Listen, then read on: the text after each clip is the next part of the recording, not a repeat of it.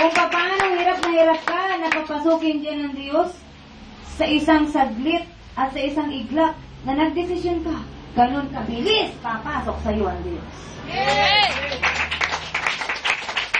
Ang mahirap sa tao ay madali sa Diyos. Amen. Kaya ang taong dala ng Diyos, walang mahirap. Amen. Na bagay. Walang imposibleng bagay sa taong dala ang Diyos. Puso mo ang kikilos. Sa isip mo ay mahirap. Nakita mo ba? Di ka makakatawid. Sa isip mo ay imposible. Pero sa puso mo, dala mo ang Diyos.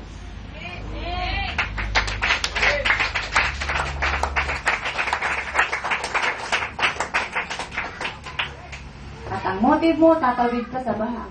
Aba, kailangan makarating ka doon sa lugar na pinagdadala sa iyo ng Diyos. Kaya ang kikilos para bumaba yung baha, ang Diyos.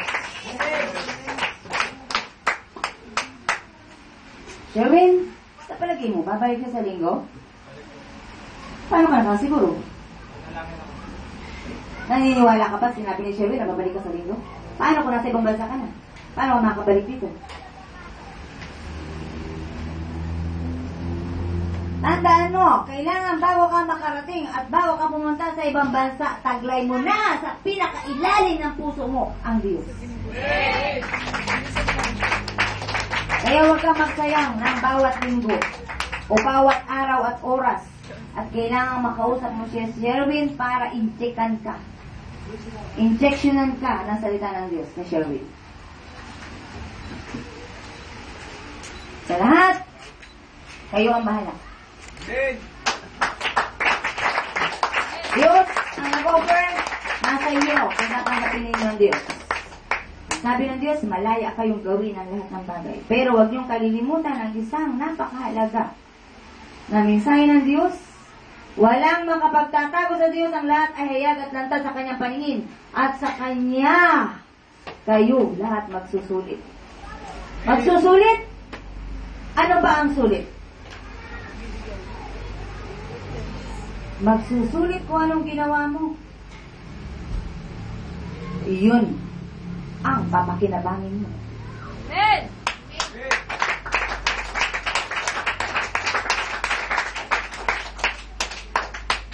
Sapagat ang salita ng Diyos ay hindi basta. Narinig nyo ngayon ang mga salitang inihayag kanina ni Gilbert. At ang mga salitang yun ay pag-aari ng banal na Espiritu, sapagkat ang salita ng Diyos ay Diyos. At ang salita ng Diyos ay buhay at mabisa. Kaya ngayon ay may tinig kayong naririnig sapagkat buhay ang Diyos. Buhay ang salita ng Diyos. At nagkaroon ng tinig dahil sa kanyang kapangyarihan na walang imposible sa Diyos. Higit na matalas kaysa alinmang tabak na magkabilay tanin.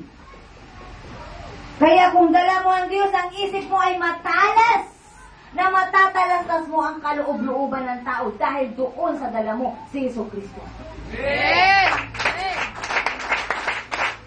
Kaya kung gusto niyo tumalino at tumalas ang isip niyo, desisyon na ngayon na ang Diyos huwag niyo nang iwan sapagkat siya ang magpapatalas ng inyong isipan.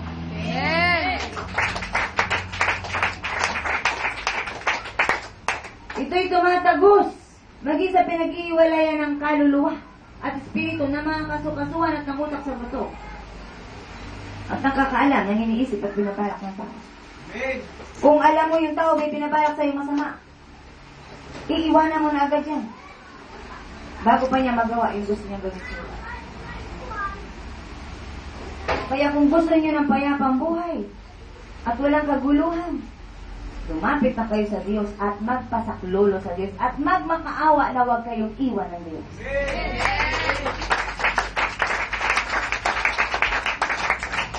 Desisyon lamang ang kailangan sapagkat ang nais ng Diyos. Pusong mapagpakumbaba. Kung magmamataas ka, hindi papasok ang Diyos yan. Surrender yourself, ask forgiveness. Say, God, sorry.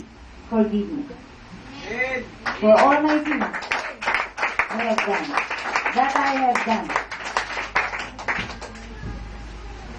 At pagkatapos, sabihin mo sa Diyos, Panginoon, kailangan kita. Kailangan kita. Simula ngayon sa buhay ko. Amen. Mataba ka talaga. Bumibigat ka nga. Sa linggo, maalalaman yung mga darating. Na nandito ngayon, na tumanggap sa Diyos, ay makikita sa linggo. At bawat punta nyo dito, pag-uwi nyo, may gift kayo galing sa Holy Spirit. Amen. Yun ang dadalhin nyo kahit saan kayo pumunta. Kaya, pakamitiin ninyo na wag kayong mawawala dito tuwing araw ng linggo. Amen.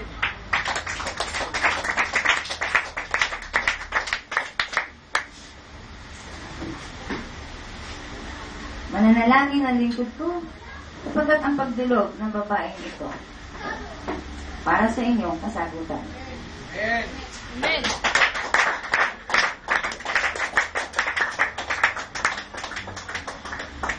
Sige, tumingin kayo kung gusto nyo. Hindi kailangan nakapikit o nakatungo. Kahit bukas ang mata, basta bukas ang puso inyo, tatanggapin ng Diyos yan.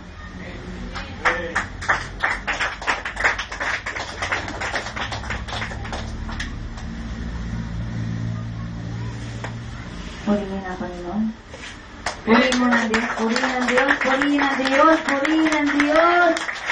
Praise the Lord, hallelujah! Hallelujah, hallelujah, hallelujah. Purihin ka ba na lamang? Napakabuti mo, wala kang katulad. Di mo binibigo ang bawat isang taong lumalapit sa iyo. At katunayan niya ay hindi mo ako binigo. Ako'y dumalangin minsan sa iyo, tumingin ang awa, hindi mo ako binigo. At sinabi ko, Ama, na wag mo akong iiwan, ay hindi mo nga ako iniwan.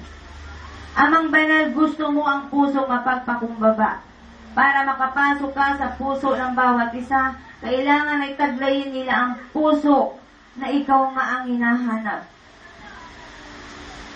At sa haba ng iyong pananalita kanina, kung hindi sila nagbukas ng puso nila, kahabag-habag sila na nilikha mo. Walang isang mang tao o sino pa mang nilikha mo ang tatanggi sa'yo.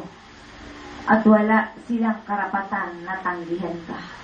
Sapagkat sa'yo galing ang buhay ng bawat isa. At ang iniaalok mo muli sa kanila ay buhay na walang hanggan.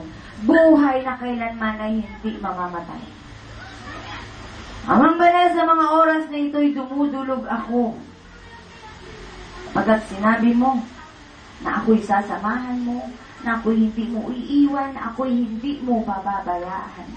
Kaya sa kaloob-looban ng aking puso ay idinudulog ko ang bawat isang narito na nakakarinig sa iyo mula pa kanina. Ama, pakinggan mo sila.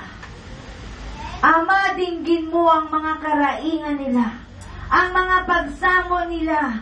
Ama, muli buksan mo ang iyong awa at habag para sila ipatawarin. Bagamat patuloy at paulit-ulit na nagkakasala sapagkat tao mahina. Subalit, Ama, ngayon ay pinalakas mo sila sa pamamagitan ng pangungusap na kanina pa binibitawan mo mula sa labi mo. Amang banal, nothing is impossible with you. Nothing is impossible in Jesus' name. Amen. At sinabi mo, Ama, na dalawa lamang dito sa lupa ang magkasundo sa paghingi ng anumang bagay sa panalangin ay ipagkakaloob ng Ama sa langit. Amen. At hindi lamang sila dalawa, kasama pa ako na dumudulog sa iyo. Ama, kung hindi sila marunong manalangin, ako na nga ang dumudulog sa iyo. Touch them. Touch their hearts. Open their hearts, O God, in the name of Jesus. Ikaw na ang magbukas ng bawat puso nila sapagkat nahihirapan sila. Sapagkat di nila alam kung paano ka papapasukin. Pero nothing is impossible with you. Sapagkat yun ang dahilan kung bakit ka napako sa krus. Ama, dumudulog ako. At kung sino man ang may karamdaman, kung sino man ang may karaingan, ay dinudulog ko. Pagkat alam kong dinirinig mo ako amang banal sa ngalan ni Jesus. At ang sino mang mahihina na naririto, napakadaling lapitan ng tukso at tinatanggap ang tukso na lumalapit sa kanila. Itinataas ko sila. Sino man sila, mabababae o lalaki man, na mahina sa tukso, sa tawag ng laman, itinutulog ko sila amang banal. Kilala mo sila at meron dito. At alam kong napakahina, na para bagang siya ang may-ari ng katawang niya. Na hindi na niya iniisip na siya ay inaangkin na ni Satanas. Father in heaven, in Jesus' name, wala akong gagawin sa buhay ko kundi paglingkuran ka. Kaya alam ko naman ngayon din ay dinirinig mo ako at ngayon pa lamang ay pinasasalamatan na kita. Sapagkat ang nais ko lamang ay makapagdala ng kaluluwa sa paanan mo.